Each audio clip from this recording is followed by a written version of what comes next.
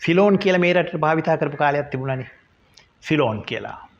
ඒ කාලේ තමයි අපි ඉවරලා රේඩියෝ වලින් ඇහුවේ රටේ යුද බිය රෝබිය ගව් ගණනක් දුරය උඩ රට කඳු අතර මැවෙයි සුරපුරය ලංකාවට සම කළ හැකි තවත් රටක් ඇද්ද ඒ රට ගැන කැක්කුමක් ඔබට තවමත් මේ වගේ කවි මේ සිලෝන් කියන නම භාවිතා කරනකොට මොකද සිලෝන් කියන නමේ අංකය එන්නේ අංක 24ට අංක 24 කියලා කියන්නේ චෝල්ඩියන් සිස්ටම් එකේ ඉතාම හොඳ අංකයක් හරිම සාමකාමී ඊළඟට මොකද වුනේ මේක ශ්‍රී ලංකාව කියලා ඉවරලා වෙනස් කරලා අංක 18ට ගත්තා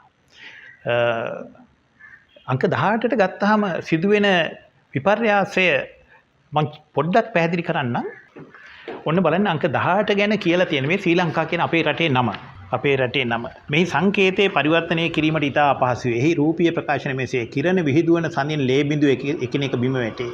ඌර්කේකු සහ කුසගෙන වූ බල්ලෙකු එම ලේ බිඳු සිය මුව තුල හුවා ගැනීමට කටායගෙන සිටින ඊටත් පහළින් කකුලෝක වෙන සම්දිපාදික මේ ද්‍රව්‍යවාදී ආධ්‍යාත්මික පරිශ්‍රය සමග තරඟ කරමින් නැගී සිටින අයුරු පෙන්නුම් කර එය සාමාන්‍යයෙන් පුද්ගලයාගේ සොකිය පවුල තුල පව අඩනබර සහිත සමාජයේ විප්ලවකාරී නැගී සිටීම උද්ඝෝෂණ සහ යුද්ධය තුලින් ආදායම් ඉපයීම සහ තනතුරු ලබා ගැනීම වැනි දේ පෙන්නුම් වේ. තවද වංචාව පෙන්නුම් කිරීම වංචාවට හසු වීම ඇති වේ. මූල ධාතු මගින් මෙහෙවන ගින්නෙන් කුණාටු වලින් සහ ජලයෙන්ද පිපිරීම වලින් විනාශ වේ.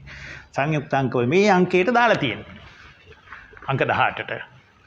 පැහැදිලිවම ශ්‍රී ලංකා කියන නම වෙනස් වුණාට පසුව මුළු රටේම හදන්න බැරි සැලකිය යුතු ගැටලු ආවා. පිටරටවල එච්චර පහසුවෙන් රටවල් වල නම් වෙනස් කරන්නේත් නැහැ. සමහර රටවල් තියෙනවා. දැන් උදාහරණයක් ඇටියට පලස්තීනයේ හෝ ඊශ්‍රායලයේ හෝ ලෙබනන් ඒ ආශ්‍රිත රටවල් කාණ්ඩය ගන්නකො. සෑම විටම අරගලකාරී. ලංකාව ගත්තත් එහෙමයි. එතකොට බොහොම මෑතක් වෙනකන් ඉවරලා පවුල් අතරේ ගැටුම් යනකොට කියනවා කොරියාවක් කියලා.